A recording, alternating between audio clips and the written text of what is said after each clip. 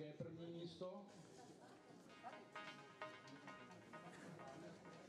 Prosím bych budovu Kruželový z Olomouce a inženýra Ladislava Dolvacoviče z Jihomoravského kraje.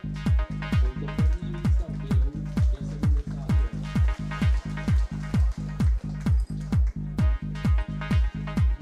A nastoupí nám sem více družinky nad 70 let a je to Emilie Veličová z Plzeňska a Jany Daulové druhé místo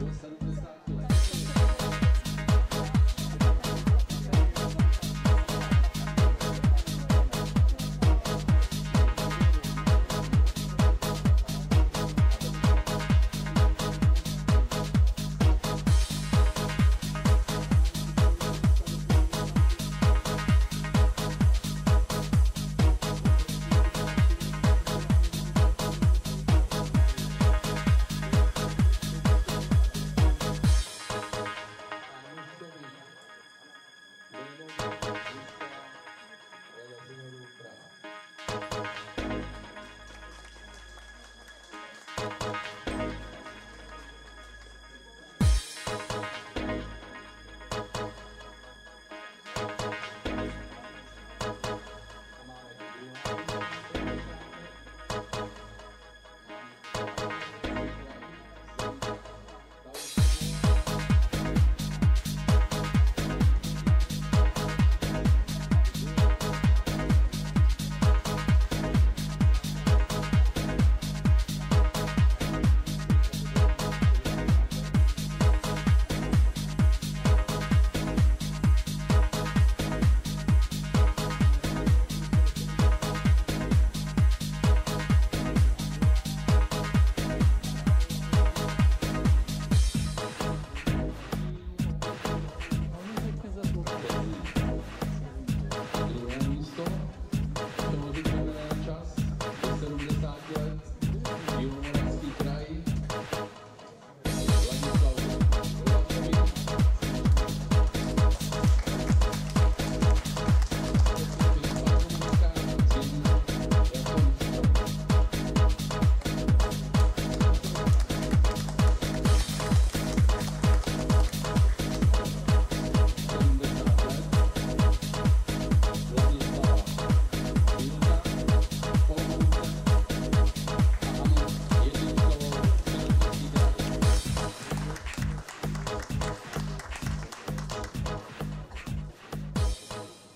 Středočeší, Olomouc. Máme to druhé místo 70.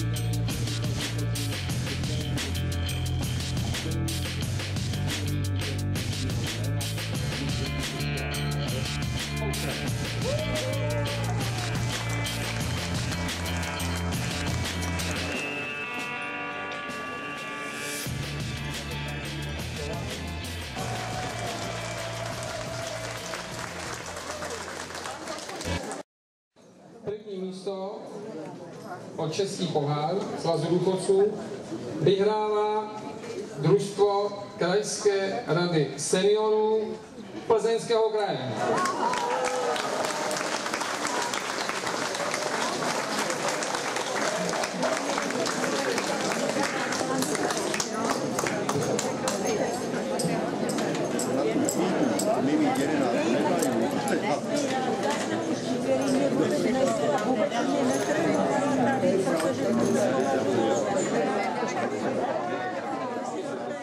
První pohár českých her předseda Českého svazu důchodců, pan inženýr Pospíšil.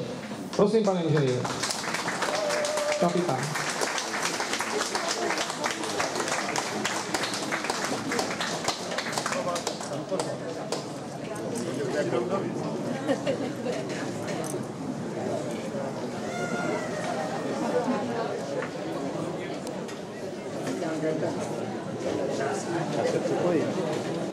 Jsme pamatovali i na ty, kteří se umístili na místě posledně, tak jsme pro ně připravili pohár útěchy.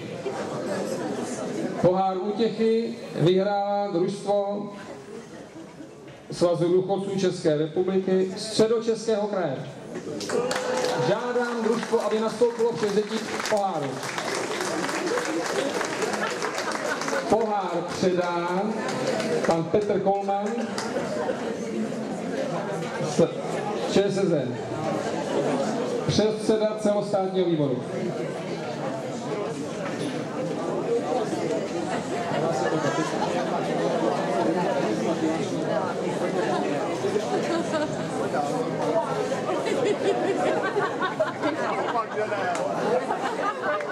Pohár útěchy převezme kapitán družstva. Prosím kapitána o převzetí poháru. Blahopřeju, se vám daří příště, ať máte lepší pohár. Já jsem všechno na to, aby také dopadlo.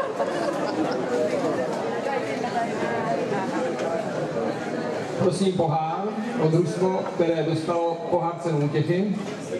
A chtěl bych říct, ne, že příště všichni budete být poslední a chtít pohár cenu útěchy. To v žádném případě.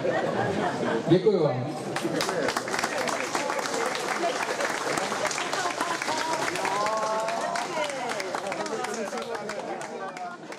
Svazu důchodců České republiky. A prosil bych, aby na převzetí za 3. místo se dostavil Olomoucký kraj, Krajská rada seniorů. Prosím družstvo Krajské rady seniorů Olomouckého kraje, aby předstoupilo převzetí medailí.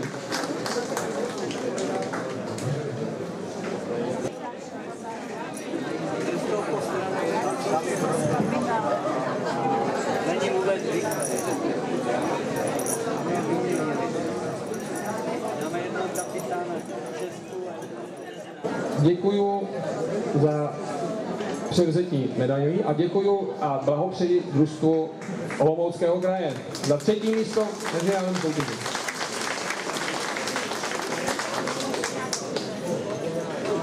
A přichází prostor, aby nastoupilo a převzalo medaile za 2. umístění soutěži družstev družstvo Krajské rady Svazu důchodců Jihomoravského kraje.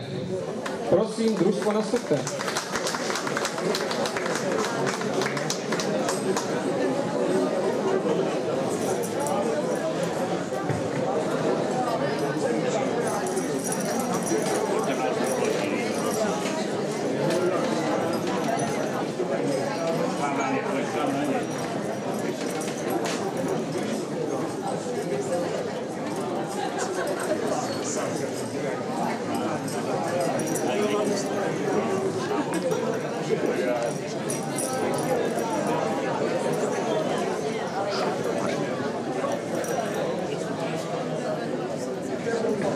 Zasloužíte si to.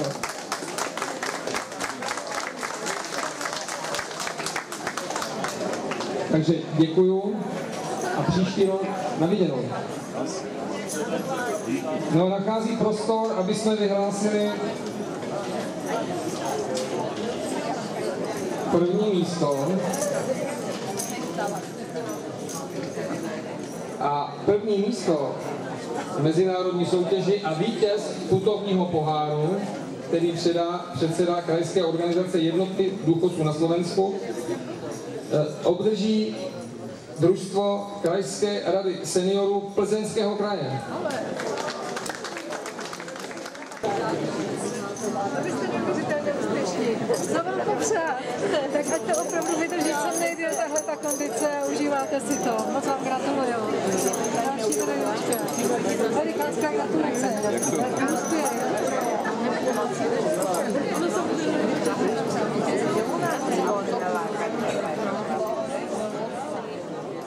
Jednotky důchodců na Slovensko, pan doktor Kotian. Těšíte na krásný. Prosím, pane předsedo.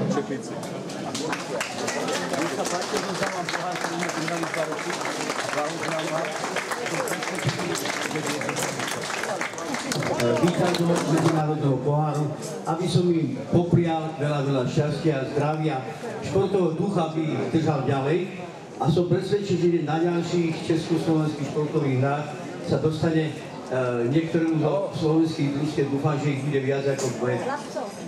Takže toľko som chcel povedať k vám a k vám všetkým. Ďakujem vám všetkým za to, že ste tu vytvorili pre jednotu dôchodcov, ale určite aj pre vás seniorov takéto krásne ovzdušie, takéto správne súťaženie a že neklesnete na duchu ani vtedy, keď neúspejete zrovna len preto, že ste mali o niečo viacej či menej mesiacov ako ten, ktorý vyhral. Pretože som robil sám hodnotenie a viem, že keď mali rovnaký počet bodov, tak rozhodoval to, kto je vždy starší. Takže aby vás to neodradilo a tých ostatných, ktorí nevyhrali, tak prajem, aby v ďalšom roku medzinárodných športových hier československých, aby ste všetci dostali medaile.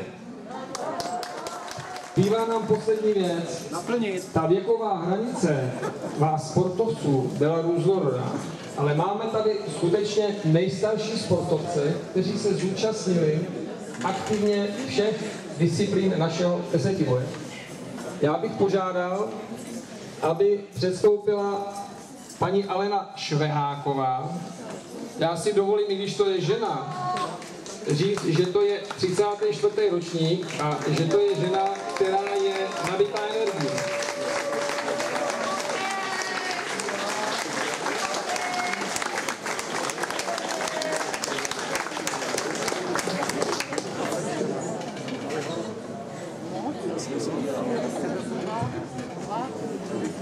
No a když jsme vyhodnotili nejstarší účastníci, tak musíme taky vyhodnotit nejstaršího účastníka. Je to pan Oldřich Slavata, který je 35. ročník. Pane Slavato, prosím, předstupte.